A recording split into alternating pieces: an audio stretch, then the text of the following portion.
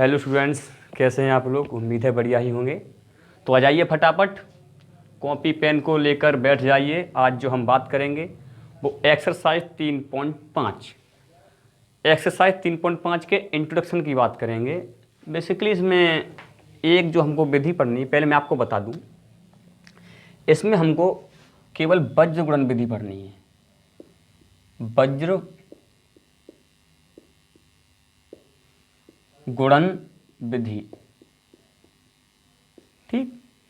English में इसको हम क्रॉस मल्टीप्लिकेशन मेथड भी कहते हैं, लेकिन यहाँ हमको हिंदी में केवल इसको वज्र गुणन विधि के नाम से जानना है।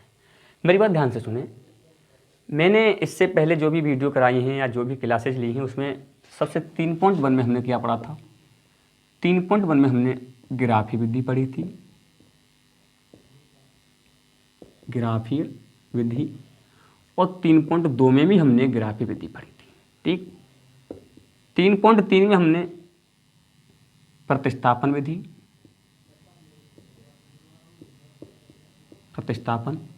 3.4 में हमने विलोपन विधि पढ़ी थी, ठीक। और मैंने आपको बता भी दिया था कि 3.5 में जो है हम वो वज्र गुणन विधि पढ़ेंगे, ठीक है। मैंने आपको बताया था कि 3.5 में हम वज्र गुणन विधि पढ़ेंगे। तो बस यही है कि ग्राफी, प्रतिस्थापन और विलोपन, तीन विधियां हम समीकरण एवं को हल करने की सीख चुके हैं या पढ़ चुके हैं। और जो नेक्स्ट विधि है हमारी वो वज्र गुणन विधि है। तो आज हम उसके बारे में बात करेंगे, ठीक। तो इसका यहाँ पर कोई काम नहीं, मैंने केवल आपको यहाँ पर रिकॉल कराया था या रिवाइज कराया था कि हम क्या पढ़ चुके हैं और हमको क्या वो पढ़ना है, ठीक। आइए, तो वज्र गुणन विधि, देखो मैं आपको बता दूं कि कोई भी समीकरण जब होता है वो इतना सा होता है। दो समीकरण हैं, तो a1x प्लस के b1y plus c1 equal to 0, a2x plus के b2y प्लस के c2 बराबर 0।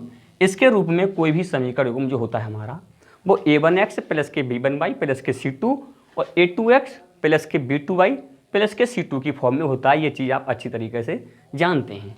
अच्छा, तो सर वज्र गुणन विधि में क्या करना है, तो इतना करना है। इसमें मैं आपको जो बता रहा हूँ उसको पहले सीखें, उसके बाद आपको धीरे धीरे चीज़ें सीखने का मौका मिलेगा। धीरे धीरे आप चीज़ों को सीखेंगे, ठीक। शुरू में आपको लगेगा कि सर ये क्या बोरिंग है, लेकिन नहीं, बहुत ही बढ़िया चीज़ है। आप इसको सीख लें और आपको सीखना ही है ये। तो यहाँ से ये होता है अपना कि x इधर लिख लो, इधर लिख लो y, ठीक। यहाँ लिख लो आप b1 b2, फिर लिख लो c1 c2, इधर आप एक भी लिख सकते हैं, ठीक, एक लिखो। फिर इधर a1 a2 और v1 अगेन b2, ठीक। पहले b1 b2 से स्टार्ट करो, फिर c1 c2, फिर a1 a2, फिर b1 b2, ठीक। इस क्रम को आप ध्यान में रखें। पहले b1 b2, c1 c2, a1 a2, फिर b1 b2, ठीक। अब क्या करेंगे, यहाँ पर हम मान निकालना है हमको। तो देखो, इसका नाम है वज्र गुणन, क्रॉस मल्टीप्लाई, ठीक, या कैंची का गुणा हम कहते हैं। क्रॉस मल्टीप्लाई को कैंची का गुणा कर लो, तो वही चीज़ है यहाँ पर, आप इसको सीख लो। तो यहाँ लिखेंगे हम x बट्टे क्या लिखेंगे, b1 का गुणा करो c2 से। देखो, ऊपर का गुणा नीचे से करेंगे प्लस का, तो b1 c2 लिख दो यहाँ पर, v1 c2। नीचे का गुणा ऊपर की तरफ करेंगे तो माइनस का, b1 c2 minus b2 c1, ठीक, बराबर ऐसी y का c1 a2, तो y upon c1 a2 plus का रहेगा, नीचे से ऊपर करेंगे तो माइनस c2 a1 बराबर 1 बट्टे a1 b2 minus a2 b1। समझो, देखो x का x बट्टे में करना है, यहाँ पर ये चीज़ आपको सीखनी है। b1 का गुणा c2 से, क्रॉस मल्टीप्लाई करना है हमको, कैंची का गुणा करना है या वज्र गुणन करना है। तो b1 c2 minus b2 c1, ठीक। अब बराबर y बट्टे c1 a2, c2 का a1 से तो c2 a1, अगेन बराबर 1 बट्टे a1 v2 minus a2 b1। इस तरह से आप यहाँ पर ध्यान में रखेंगे। अब देखो ये तीनों वैल्यूज बराबर हैं। तीनों वैल्यू कैसी हैं? बराबर हैं कि एक्स बट्टे B1C2 माइनस B2C1 बराबर बाई बट्टे C1A2 माइनस C2A1 बराबर 1 बट्टे A1B2 माइनस के A2B1। ये तीनों आपस में बराबर हैं। तो क्या मैं ये कह सकता हूं कि x पहले वाले के बराबर तीसरे बराबर? मेरी बात समझो, ये तीन चीजें हैं, ये तीनों लाइनें बराबर हैं। ये a है, ये b है, ये c है। तीनों लाइनें कैसी हैं? बोलोगे सर बिल्कुल बराबर है, a बराबर b बराबर c। ठीक, अब मैं यहाँ से ये बोलूँ कि a जो है वो c के बराबर है, तो क्या गलत बोल रहा हूँ मैं? बोलोगे बिल्कुल सर सही है। या मैं ये बोलूँ कि b जो है वो भी c के बराबर है, ये भी बात सही है। देखो a है वो c के बराबर है, बिल्कुल बराबर है। b c के बराबर है, बिल्कुल बराबर है। तो मैं इस तरह लिख सकता हूँ कि a बराबर c और b बराबर c। ठीक, कोई दिक्कत नहीं यहाँ पर? बोलोगे सर बिल्कुल भी कोई दिक्कत नहीं है। अब यहाँ से आप आइए, तो यहाँ से अगर मैं इसको लिखना चाहूँ कि x बट्टे, दिख रहा है नीचे को? दिख रहा है, B1C2 माइनस B2C1 बराबर 1 बट्टे A1B2 माइनस के A2B1। बिल्कुल सही है, बिल्कुल सही है। इसे हम ऐसे लिख सकते हैं। अब यहाँ से अगर हम x का मान निकालना चाहें तो देखो ये B1C2 माइनस के B2C1 इधर बट्टे में, उधर ऊपर किधर जाएगा? गुणा में जाएगा। तो यहाँ से हम लिख सकते हैं, यहीं लिख दे रहा हूँ मैं, x बराबर B1C2 माइनस B2C1 बट्टे A1B2 माइनस के A2B1। ये तो हुआ यहाँ से हमारा x का मान।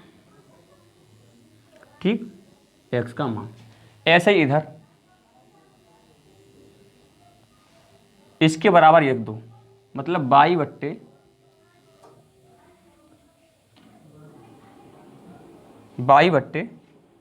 C1A2 माइनस के C2A1 बराबर रख दो 1 बट्टे A1B2 माइनस के A2B1। देखो ये वाला मैंने बाई बराबर बट्टे C1A2 माइनस C2A1 बराबर रखा है 1 बट्टे A1B2 माइनस के A2B1। देखो यही चीज़ें, बोलोगे हाँ यही चीज़ें हैं। तो यहाँ पर भी भाई ये जो बट्टे में उधर गुणा में ऊपर पहुँच जाएगा, मतलब y जो इक्वल टू आएगा वो आएगा C1A2 माइनस के C2A1 बट्टे A1B2 माइनस के A2B1। ये यहाँ से हमको y का मिलता है।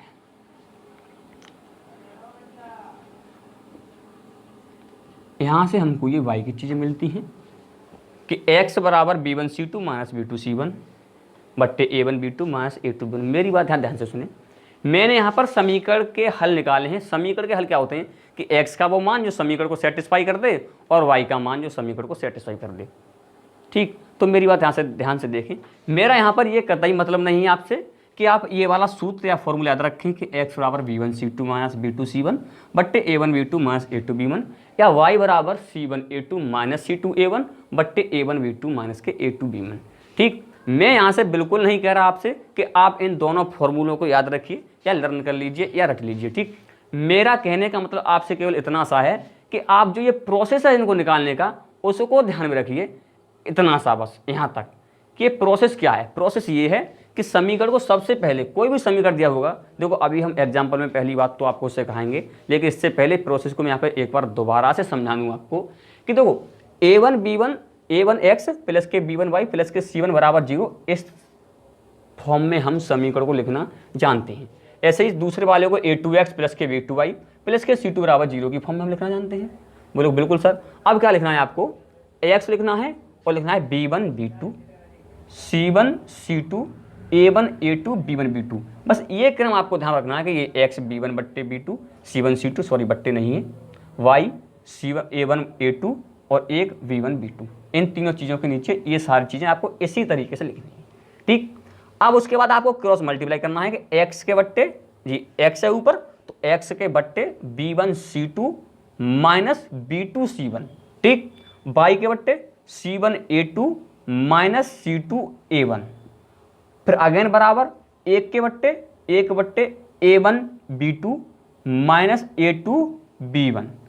इतनी चीज़ आपको ध्यान में रखनी है। उसके बाद ये भी प्रोसेस आपको ध्यान रखना है कि पहले वाले के बराबर तीसरे वाला रख दूँ, फिर दूसरे वाले के बराबर तीसरे वाला रख दो। ठीक, मैं यहाँ से आपको सूत्र को बिल्कुल भी याद करने को नहीं बोला हूँ, केवल इस सूत्र को निकालने का जो प्रोसेस है आप उसको ध्यान में रखिए। ठीक, तो आगे बढ़ने से पहले please pause the video and note it down.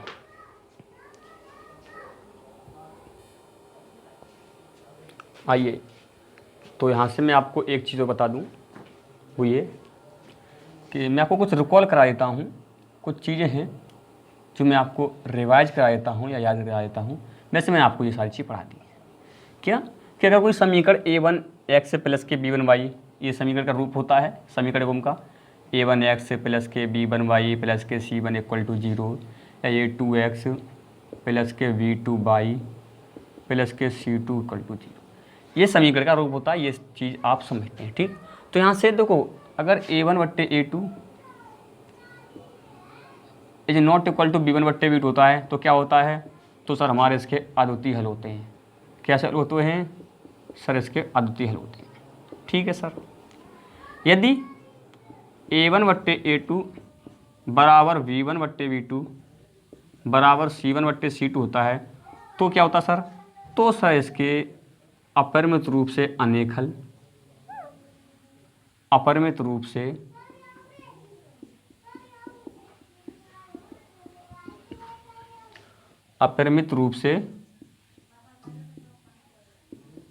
अनेक हल मतलब इनफाइनाइट सॉल्यूशन होते हैं। ठीक, यदि a1/a2 बराबर b1/b2 is not equal to c1/c2 होता है तो सर इसका कोई सॉल्यूशन नहीं होता, मतलब इसके कोई हल नहीं होते। ये सारी चीज़ें आप समझते हैं।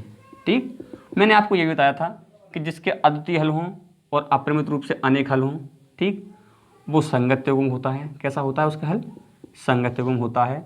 जिसका कोई हल नहीं होता उसका जो समीकरण युग्म है वो असंगत होता है। ये चीज़ें भी आप सब जानते हैं। ये चीज़ें हमने पिछली वीडियोज में पढ़ी हैं, पिछली जो एक्सरसाइज हैं उसमें हमने इसको सॉल्व भी किया। ऐसी चीज़ों को, ऐसी कंडीशन अगर आती हैं तो हमने ये भी बताया भी है आपको कि कब अद्वितीय हल होता है अपना, या अपरिमित रूप से अनेक हल कब होते हैं, या कोई हल नहीं होता है, संगत कब होता है, असंगत क्या होता है। ये सारी चीज़ें हमने पिछली वीडियोज में या पिछली एक्सरसाइज जो भी हमने अभी तक पढ़ ली हैं उसमें हमने इसको बहुत ही अच्छे से पढ़ा है। ठीक, तो मैं यहाँ पर मेरा मतलब रिकॉल करने का, तो जिसने भी नोट नहीं किया वो एक बार फिर से इस चीज़ को नोट कर ले। उसके बाद में कुछ एग्जाम्पल से इसके बारे में आपको समझाऊंगा कि कैसे बज्जुगलन विधि को हम हल करते हैं। ठीक, तो please pause the video and note it down.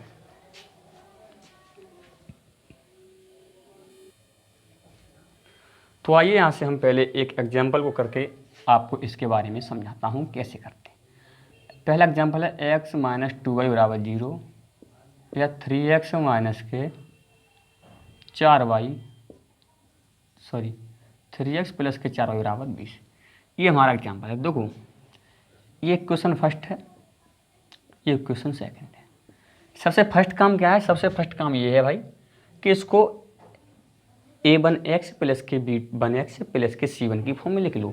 मतलब इसको लिख लो आप x माइनस, देखो आप ये चीज़ समझते हैं, मुझको पता है x माइनस 2y, चलो मैं पूरा ही लिख रहा हूँ, माइनस के 0 बराबर 0। बहुत ध्यान से देखना, x माइनस 2y माइनस 0 बराबर 0, और इसको लिख लो 3x प्लस के 4y माइनस 20 इधर ले आओ बराबर 0 कर दो। तो ये a1x, देखो ये हो गया नहीं हो गया? किसकी फॉर्म में होगा? ये हो गया सर a1x प्लस के v1y प्लस के c1 बराबर 0। ये हो गया सर a2x प्लस के v2y प्लस के c2 बराबर 0। ये चीज़ आप समझते हैं, इस तरह से हम इसको लिख लेते हैं। ठीक, अब यहाँ से आप इसको छांट सकते हैं, और आप छांटना जानते हैं। क्या छांटना जानते हैं सर? कि इसमें a1 क्या है, b1 क्या है, तो पहले छांट लो इसको। तो a1 क्या है, बोलो फटाफट। a1 सर 1 है, b1 सर माइनस के 2 है, c1 0 है। 0 का कोई रूप नहीं होता, काहे माइनस का, किसका, प्लस का, कुछ नहीं होता 0 का। ठीक, a2 सर 3 है, b2 सर 4 है, c2 सर माइनस के 20 है। ये चीज़ें यहाँ से हैं, a1 b1 c1 a2 v2 c2। ये चीज़ आप इन समीकरणों से निकाल सकते हैं, भली भांति निकालना आप जानते होंगे, मुझको उम्मीद है। ठीक, अब क्या करेंगे सर? अब इसने स्पेशली बोला है, समझ लो कि इसके बज्रगुणन विधि से समीकरण के हल याद करो। तो बज्रगुणन विधि किस तरह से लिखते हैं हम? अब यहाँ से आप स्टार्ट कर दो। ऐसा क्या कर दो, स्टार्ट, इधर एक्स लिखो, बहुत आराम से समझो इधर को, इधर वाई लिखो, इधर 1 लिखो, इधर क्या लिखना है, इधर सर B1 B2, फिर C1 C2, फिर A1 A2, again again B1 B2। अब क्या करें, अब कुछ मत करो मेरे भाई, आप तो या तो यहीं पर इनके मान लिख लो या उसके बाद इस तरह से कर लो आप, ठीक। तो जैसे भी करो, चलो इनके मान यहीं पर रख दे रहा हूँ, उसके बाद कराऊंगा कुछ। तो क्या है ये B1, तो B1 की जगह क्या रखोगे, ये ऊपर x रख लो। B1 की क्या रखोगे सर, B1 है तो B1 हमारा क्या है यहाँ पर -2 है, तो x की जगह -2 रख लो, -2। फिर B2 है, B2 कितना सर, B2 4 है, तो 4 रख लो यहाँ पर, दिख रहा है ना, दिख रहा है। आगे सर C1 है, तो C1 की जगह 0, इधर y लिखेंगे, इधर 1 लिखेंगे, ठीक है। C1 कितना सर 0, तो 0 लिख लो। C2 -20, तो -20। अगेन A1, तो A1 हमारा 1 है, A2 3 है। फिर आगे अगेन B1 B2, मतलब B1 है -2 और B2 है 4। इस तरह मैंने इसको लिख लिया, B1 B2, C1 C2, A1 A2 और B1 B2। इनके मान देखो, A1 का 1 है तो A1 का मैंने इधर बना रखा है, देखो ये A1 था, कहाँ गया, ये था A1, हाँ देखो A1 का मैंने बना रखा है। तो ये चीज़ मैंने यहाँ पर लिख ली है आपके लिए, ठीक। आप यहाँ पर समझ रहे हैं, देखो आप स्टेप को स्टेप से समझते आइए आप। आगे हम क्या करेंगे उसको देखो। अब क्या करते हैं, क्रॉस मल्टीप्लाई, इसका इससे, इसका इसके, देखो तो x बट्टे -2 का -20 से, -2 माइनस गुणा -20, चाहे आप डाट यहाँ पर गुणा का ही लिख दो। देखो -2 का गुणा -20 से करेंगे कितना आएगा, बोलोगे सर माइनस से माइनस प्लस, 20 दूनी 40, तो प्लस का 40 आएगा। अगेन यहाँ से आप माइनस लगा दो, 4 का गुणा किससे करेंगे, 0 से, 4 का 0 से तो सर 0, ठीक है, बराबर y लिखेंगे, y बट्टे 0 का 3 से, 0 का 3 से कितना है गुणा, वो बोलोगे सर 0 आएगा, माइनस 20 का, माइनस के 20 का 1 से करेंगे तो सर माइनस के 20 का गुणा 1 से करेंगे तो माइनस का 20 ही आएगा, माइनस का 20 बराबर 1। अरे समझ में तो आ रहा है भाई, दोबारा समझा दूंगा। ये 1 है, 1 का 4 से, 4 एकन 4, माइनस 3 का -2 से, तो 3 का -2 से कितना होगा, बोलोगे सर प्लस का 3 है, माइनस के 2, 3 दूनी 6 हो गए, तो माइनस के 6 होंगे, तो इधर माइनस के 6 लिख दो, माइनस के 6 लिख दो।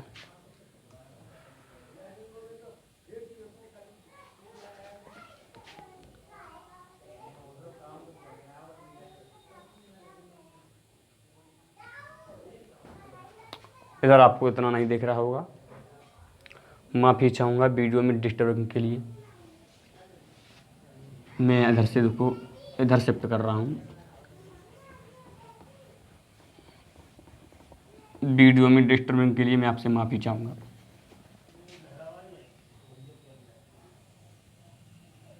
मैं यहाँ से लिख रहा हूँ दोबारा से, वैसे आप समझ गए होंगे, फिर से लिख रहा हूँ। देखो इधर हम x लिखेंगे ऐसे, x के बट्टे, देखो x के बट्टे क्या है, -2 का गुणा करेंगे माइनस के 20 से, -2 का गुणा -20 से, तो -2 का गुणा अगर हम -20 से करें तो 20 दूनी 40 होगा, माइनस से माइनस प्लस हो जाता है, आपको पता है, तो 40 प्लस का हो जाएगा। फिर अगेन माइनस लगाते हैं हम, 4 का 0 से करेंगे तो 0, 4 गुणा 0 से करेंगे तो 0 आएगा, बराबर y लिख लेंगे यहाँ पर, y बट्टे 0 का गुणा 3 से करेंगे तो 0 का गुणा 3 से करेंगे 0, माइनस के 20 का गुणा 1 से करेंगे तो माइनस के 20, बराबर। अब यहाँ देखिएगा, आपको बिल्कुल थोड़ा सा दिखेगा, उतनी जगह में आपसे यहाँ पर कोशिश करूँगा चीज़ों को कर दूँ। अब क्या देखिएगा सर, क्या 1 लिख लें, 1 बट्टे 1 का गुणा 4 से 4 हो जाएगा, माइनस 3 का गुणा माइनस के 2 से, तो माइनस का 6, दिख रहा है, दिख रहा है यहाँ पर देखो आप, ये x 40 में से 0 गया 40, तो x बट्टे 40 हुआ, बराबर ये माइनस से माइनस प्लस हुआ, 0 में से 20 प्लस करेंगे तो 20 ही रहेगा, y बट्टे 20, बराबर माइनस माइनस से प्लस हुआ, 4 और 6 कितना रहेगा 10, 1 बट्टे 10 हो जाएगा यहाँ पर। अब क्या कंडीशन रहती है, अब कंडीशन ये रहती है सर कि पहले बराबर को तीसरे बराबर के बराबर रख दो, क्योंकि हमने यहाँ पर भी ऐसा ही किया था कि एक्स बट्टे B1 C2 माइनस के B2 C1 जो भी आया था उसको इसके बराबर कर दिया था कि 1 बट्टे A1 B2 माइनस के A2 B1 के। बोलोगे हैस, ऐसा ही कहता। तो मैं भी इधर ऐसा ही कर रहा हूँ और कुछ नहीं कर रहा, कोई नई चीज़ नहीं लेकर आया मेरे भाई। इधर देख, अभी x बट्टे 40 बराबर 1 बट्टे 10। बोलोगे बिल्कुल सही। यहाँ से जो होगा हमारा वो होगा 10 का गुणा x से करेंगे 10x बराबर 40, या x बराबर यहाँ से आएगा वो आएगा 40 बट्टे 10, 10 चौका 40। तो x का मान यहाँ से हमारा आएगा कितना 4। ऐसे इधर इसके बराबर इसे रख दो, अब y बट्टे 20 बराबर 1 बट्टे 10, अगेन क्रॉस मल्टीप्लाई, तो 10 बराबर 20 एकन 20, या y बराबर 20 बट्टे 10, 10 दूनी 20, तो y बराबर यहाँ से हमारा 2 आया। तो ये आए हमारे x के और y के मान। ठीक, उम्मीद है आपको ये समझ में आया होगा। बात रही केवल यहाँ से आपको समझने की, तो आप पहले तो आप A1 B1 C1 A2 B2 C2 को आप आराम से तसल्ली से छांटिए। ठीक, चीज़ों को जितनी बार करोगे उतनी आपकी स्पीड मेंटेन होती जाएगी। पहले चीज़ों को हम धीरे धीरे ही करेंगे। ठीक, स्पीड जब आती है जब चीज़ों को बार बार करते हैं, तो ऐसे अगर ऐसे सवाल 1-2 आप बार बार करेंगे तो आपकी स्पीड ऑटोमेटिकली आ जाएगी। लेकिन मैं यहाँ पर आपको फिर से कहना चाहूँगा कि आप धीरे से कीजिए। A1 B1 C1 A2 B2 C2 तसल्ली के साथ छांटिए। उसके बाद आप इस ऑर्डर को ध्यान रखिए कि x ऊपर लिखा B1 B2 C1 C2 A1 A2 again B1 B2। ठीक, B1 और B2 इसमें 2 बार आना है, बीच में C1 C2 और A1 A2 को आप इसी क्रम में लिखिए। अब क्या करना है, अब x के बट्टे, अब देखो हमने क्या किया यहाँ पर कि मैंने उचित नहीं समझा कि मैं इसको इस फॉर्म में लेकर आऊँ, क्योंकि इस फॉर्म में लेकर आता तो आप थोड़े से कन्फ्यूज जरूर होते। मैंने सोचा कि यहीं पर इसके मान लगा दूँ। देखो यहाँ से बाद ये नई स्टेप है। देखो ये x है y है 1, कौन सी वाली x y 1 सर, जो आपने हमको सिखाया था प्रोसेस में। आपने हमसे ये भी कहा था कि आप प्रोसेस को ध्यान रखेंगे, केवल सूत्र को ध्यान में नहीं रखेंगे। तो देखो भाई, मैंने यहाँ पर आपको सूत्र से कुछ कराया भी नहीं कराया ना। मैंने जो भी कुछ कराया है, जो भी मान निकलवाए हैं 4 और 2, x का 4 आया y का 2 आया। आप चाहें तो इसको वेरीफाई भी कर सकते हैं कि मान सही है या गलत है। तो मैंने इसको आपको केवल प्रोसेस से निकलवाया। प्रोसेस ये था कि x लिखा, x B1 B2, B1 का मान लगा दिया। B1 का मान यहाँ से -2 था और V2 का मान भाई मेरे भाई 4 था, तो मैंने V2 का मान 4 लगा दिया। ऐसा ही था C1 C2, देखो ये C1 है ये C2 है, तो मेरे भाई मैंने C1 का मान 0 लगाया और C2 का मान -20 लगाया दिया। ठीक, ऐसे ही फिर क्या था सर, A1 और A2 था, तो मैंने मेरे भाई A1 का मान 1 लगाया, A2 का मान 3 लगाया। अगेन B1 B2 था, तो B1 का मान -2, B2 का मान 4 लगा दिया। वैसे ही सर आपने देखो B1 का गुणा C2 से किया था, पहले का गुणा इधर नीचे, तो मैंने ऐसे ही किया है, -2 का गुणा -20 से, -2 का गुणा -20 से करेंगे तो देखो माइनस से माइनस प्लस होता है और 20 दूनी 40 हो जाएगा। तो मैंने उधर x बट्टे 40, फिर माइनस का हम चिन्ह लगाते हैं उधर, जो कि यहाँ पर हमने लगाया भी है ऐसे, मैंने आपको बताया था। नीचे से जब हम ऊपर को गुणा करते हैं तो माइनस का साइन लेते हैं। तो अब हम नीचे वाले का 4 का गुणा 0 से करेंगे। 4 का गुणा अगर हम 0 से करेंगे तो मान 0 आएगा, तो माइनस के 0, x बराबर 40 माइनस के 0 बराबर। अब हमने y लिखा। अब क्या किया कि 0 का गुणा 3 से किया, तो 3 का गुणा 0 से या 0 का गुणा 3 से हम करेंगे तो मान हमारा 0 आएगा, तो 0 लिख लिया। माइनस के 20 का गुणा 1 से किया, देखो एक तो माइनस ऑलरेडी था, अब माइनस के 20 का गुणा 1 से करेंगे तो -20 सेकंड, माइनस के 20 तो माइनस के 20 बराबर। ऐसे इधर C1 C2 मतलब सॉरी 1 का गुणा 4 से किया तो 4 एकन 4 हुआ, 3 का गुणा -2 से किया तो माइनस तो x ऑलरेडी था ही और -6। अब इसको हमने सॉल्व किया, 40 में 0 गया, 40 बचा यहाँ पर 0। अब देखो माइनस और माइनस प्लस हुआ तो 0 + 20 करेंगे मतलब 20, ऐसे ही माइनस प्लस हुआ, 4 + 6 करेंगे बट्टे 10 हुआ। अब पहले के बराबर हमने तीसरा रखा और दूसरे के बराबर तीसरा रखे, हमने यहाँ से x के और y के मान अपने निकाल लिए। तो उम्मीद है आपको ये चीज़ समझ में आएगी। तो please pause the video and note it down.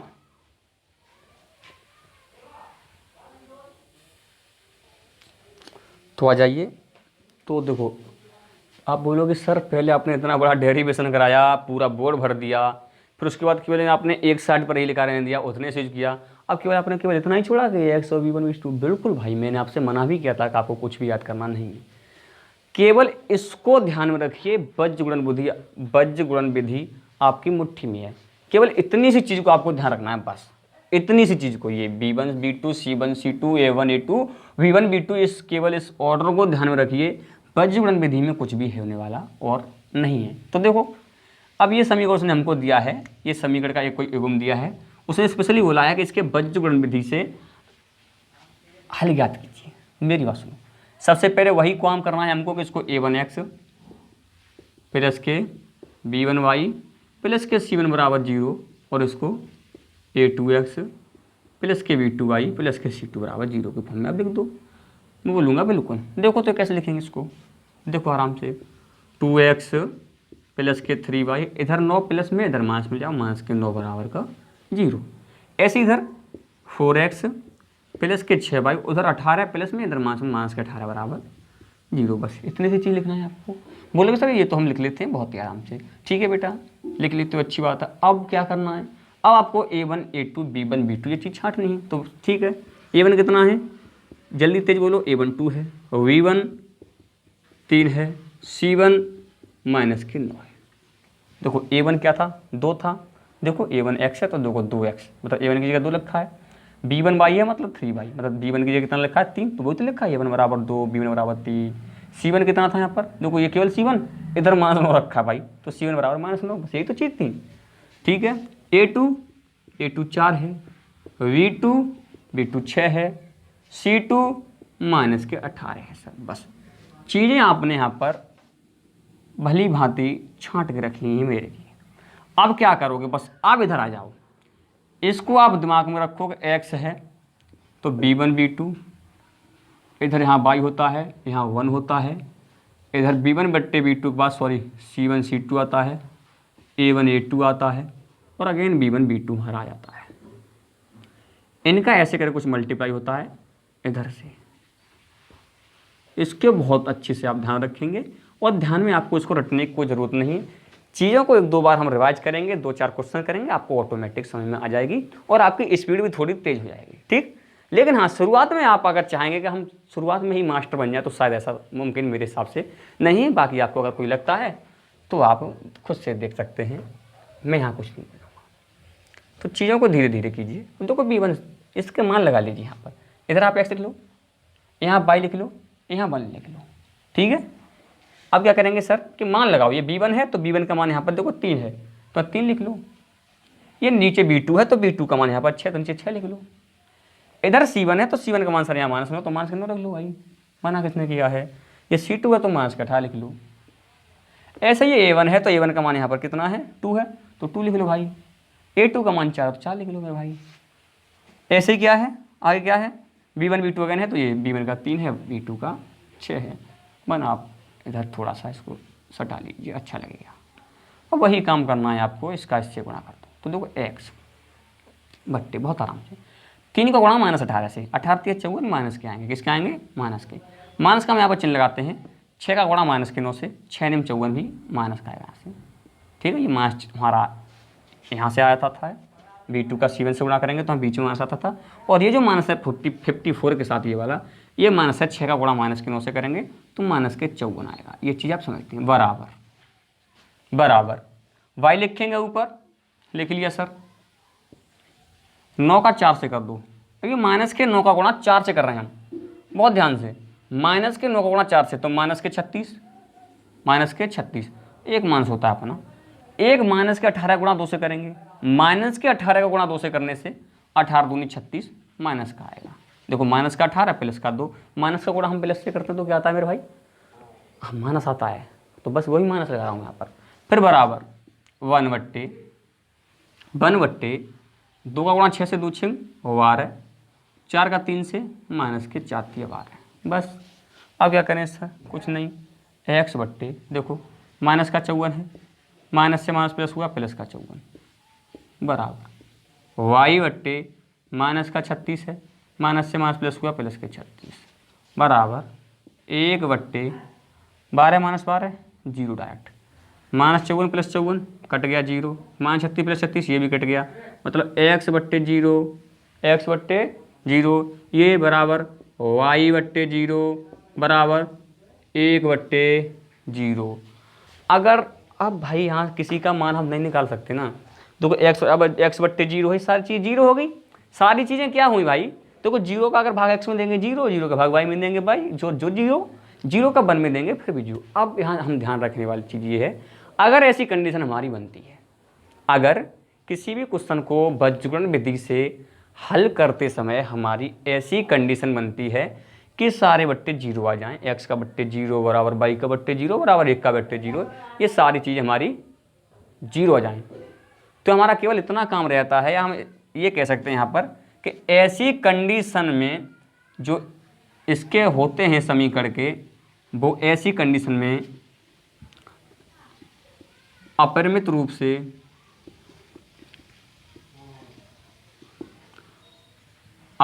से